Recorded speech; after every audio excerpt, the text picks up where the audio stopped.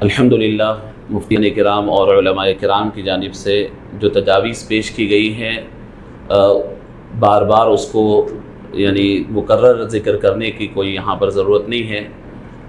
حضرت مولانا مفتی تجمل صاحب نے جو تجاویز پیش کیے ہیں میں بھی وہی ان تجاویز کو لکھ کر لایا تھا، اس کو پھر ریپیٹ کرنا نہیں چاہتا۔ شادی کو آسان کرنے اور نکاح کو آسان کرنے کے حوالے سے ایک تجویز ہم اگر کوشش کر سکے تو شادی اور ولیمے کو ایک ہی دن انجام دینے کی یہ کارروائی، یہ ترغیب ہم دلا سکتے ہیں۔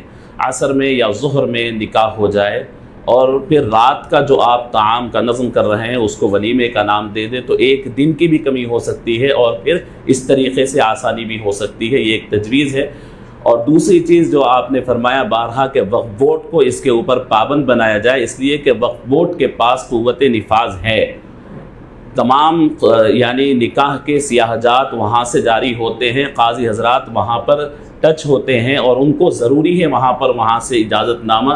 تو ہم تمام کی تجویز اور باضابطہ طور پر وقف بورڈ کو جو یہاں پر طے ہو، جو مسلم پرسنل لا بورڈ کی جانب سے طے ہو، متفقہ طور پر دے کر وقف بورڈ اگر وہاں سے پابند کرتا ہے قاضی حضرات کو، اور پھر ایسے ہی نکاح شادی خانوں کی جو انتظامیہ ہے ان سے ہماری ملاقات ہو کر ان سے اگر بات چیت ہو تو یہ کام بڑا آسانی سے ہو سکتا ہے۔ میں دوسرے موضوع کے اوپر غیر مسلم لڑکوں سے نکاح کے موضوع پر کچھ بات آپ سے عرض کرنا چاہتا ہوں۔ نکاح مسنون کے متعلق تو آپ نے سنا، اس موضوع سے متعلق میں اس لیے عرض کرنا چاہتا ہوں کہ سن 2002 سے ہم اس معاملے میں کام کیے ہیں اور پریکٹیکل طور پر فیلڈ پہ اتر کر کام کیے ہیں۔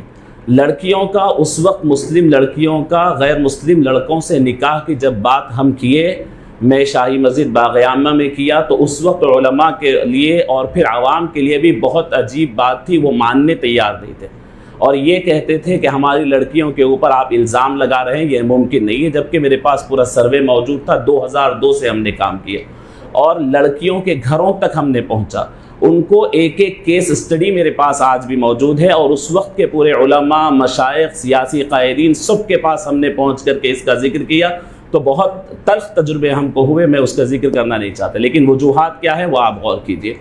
کوئی لڑکی مسلم گھرانے کی جس کے کان میں اللہ اکبر کی اذان دی جاتی ہو، وہ ایسے ہی اٹھ کے غیر مسلم کو اپنے آپ کو غیر مسلم کے حوالے نہیں کرتی، اس کے بڑے وجوہات ہیں۔ سازشیں اپنی جگہ ہے، کمزوریاں ہماری بھی اپنی جگہ ہے۔ مسلم لڑکیاں ہمیشہ تعلیم میں بہت اعلیٰ تعلیم حاصل کرتی ہے، تعلیم میں ٹاپر ہے۔ ایک لڑکی کا تجزیہ میں سناتا ہوں، وہ کہتی ہے کہ سر ہم اپنی پوری تعلیم کے درمیان ہماری کمیونٹی کے بچوں کو ہم نے دیکھا ہے کہ وہ غیر پابند ہوتے ہیں، غیر سنجیدہ ہوتے ہیں، ہر قسم کا چچوراپن ان کے اندر ہوتا ہے، کوئی کمٹمنٹ کی پابندی نہیں کرتے اور پھر وہ اپنی پوری زندگی لاٹھوری میں گزارتے ہیں، اور ہم لوگ پنکچوئل اچھے پابندی سے پڑھنے والے ہیں۔ تو اب جن کے ساتھ ہم اپنی بینچ شیئر نہیں کر سکتے ان کے ساتھ ہم زندگی کیسے شیئر کریں؟ یہ بچیوں کا تجزیہ ہے، زندگی کیسے، وہ سنجیدہ ہی نہیں ہے۔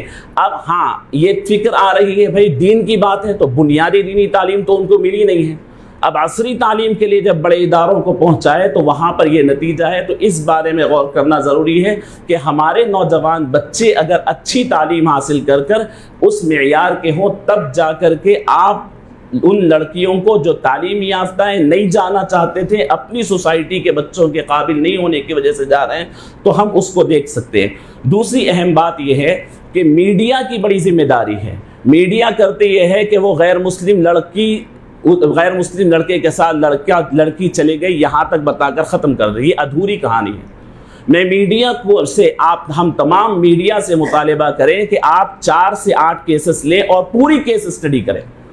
شادی کیسے ہوئی، اس سے پہلے کا حال کیا تھا، اب شادی ہو گئی، اب 6 مہینے کے بعد اس لڑکی کا حال کیا ہے، وہ کس نتیجے پہ پہنچ گئی ہے، اب اس کا تاثر لیجئے کہ اس پہ کتنا ظلم ہوا، تکلیف ہوئی، چھوٹ گئی، نہ گھر کی رہی، نہ یہاں کی رہی، نہ وہاں کی رہی۔ آپ جب اس کیس اسٹڈی کو لوگوں کے سامنے پیش کریں گے، بتائیں گے، تب جو لڑکیاں ابھی ادھورے راستے پر ہیں وہ لڑکیاں رک سکتی ہیں، اور یہ بہت بڑی پلاننگ سے، بہت بڑے منصوبے کے ساتھ ہو رہے ہیں۔ میں آپ کو عرض کروں کہ یہ صرف بھاگم بھاگی نہیں ہے، اب اتنی جرت ہے کہ دارالفتہ جامعہ نظامیہ کے اندر میرے استاد साथ मुफ्ती कासिम सिद्दीकी साहब के साथ मैं भी बैठा हुआ हूँ, एक गैर मुस्लिम शख्स पूरी बट्टू लगाया हुआ आता है और साथ में अपनी बुर्खा पहनी हुई बीवी को लाता है, 2 बच्चों को लाता है और कहता है ये मेरी बीवी है, ये मेरे 2 बच्चे हैं। आपकी शरीयत कहती है कि इसको इनके बाप के विरासत में जायदाद में हिस्सा नहीं मिलेगा। कैसा नहीं मिलेगा बताइए। इतनी जुर्रत के साथ इस्लामी इदारे के अंदर दारुल इफ्ता में आके बैठ के बात करते हैं। ये कोई अब डरने वाली छुपने वाली बात नहीं है, वो लोग इतने आगे बढ़ चुके हैं। तो इसके लिए हमको बाज़ाब्ता तौर पर और संजीदगी के साथ गौर करनी है। आखिरी बात मैं अर्ज़ करना चाहता हूँ कि हम लोग जब उलमा जब बात करते हैं तो कुरान और हदीस से बात करते हैं। कुरान मजीद में अल्लाह ने फरमाया फ़ज़क्किर बिलकुरआन मन यख़ाफ़ु वईद, जो आखिरत का डर रखता है उसे कुरान से समझाओ। आखिरत का डर अक्सर लोगों में ख़त्म हो चुका है। आज बात कीजिए तो लॉजिक की बात कीजिए।